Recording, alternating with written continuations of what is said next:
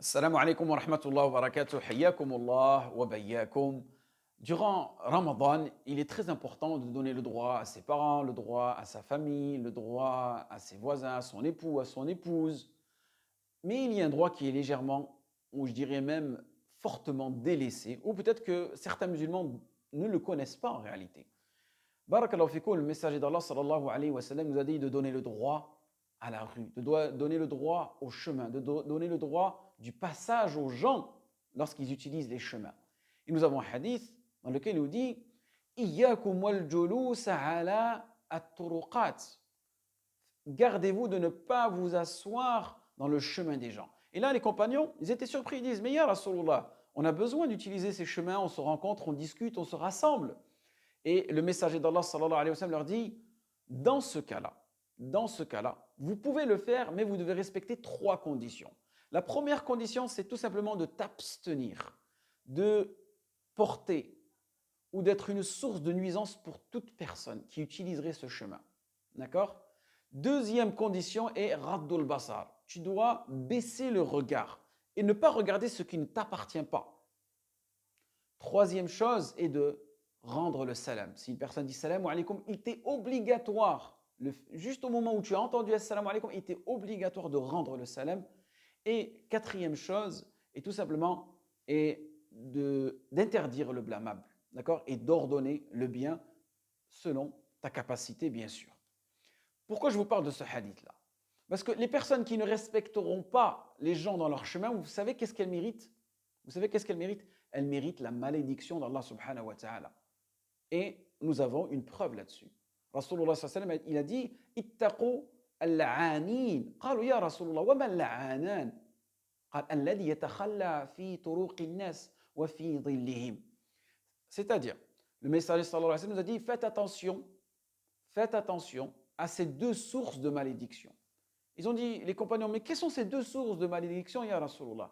Il leur a dit, celui qui fait ses besoins dans le chemin des gens ou bien qui fait ses besoins dans les chemins ombragés. Vous allez me dire, mais là, il n'y a personne qui fait ses besoins dans les rues ou sur la route, sur les chemins. Ce n'est pas cette signification que je veux. Les savants, par analogie, nous ont dit que toute personne qui porterait atteinte à une personne sur son chemin mériterait la malédiction d'Allah subhanahu wa ta'ala. Man adha nas ala turuqihim wajabat alayhi la'natuhum. C'est-à-dire que ces gens-là, il leur est permis de te maudire. D'accord? Mais attention, ne pas te maudire directement. Qu'Allah maudisse cette personne-là, en citant son nom. Non, qu'Allah maudisse cette personne-là qui m'a obstrué le chemin.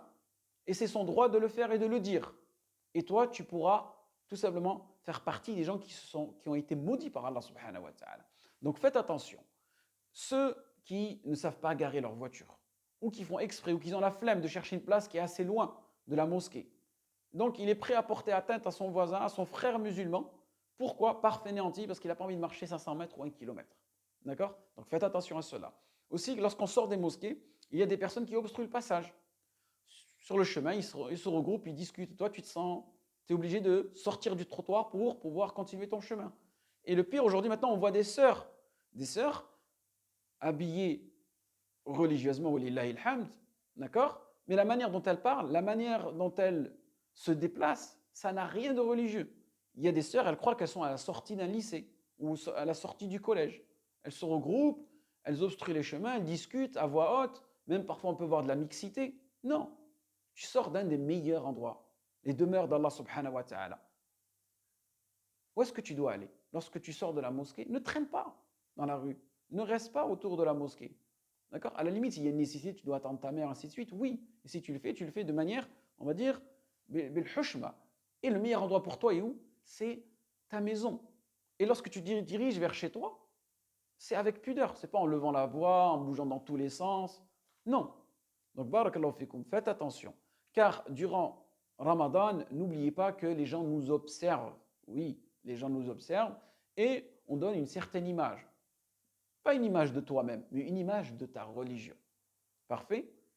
Donc faites attention à ceci, barakallahu fikum, car il y a des personnes aujourd'hui, malheureusement, c'est comme ça qu'elles réfléchissent. Ah, Ramadan, il va arriver. Oh là là, je vais encore avoir des problèmes de stationnement, on va entendre encore du bruit jusqu'à minuit, 1 heure du matin. Non, Normalement, non.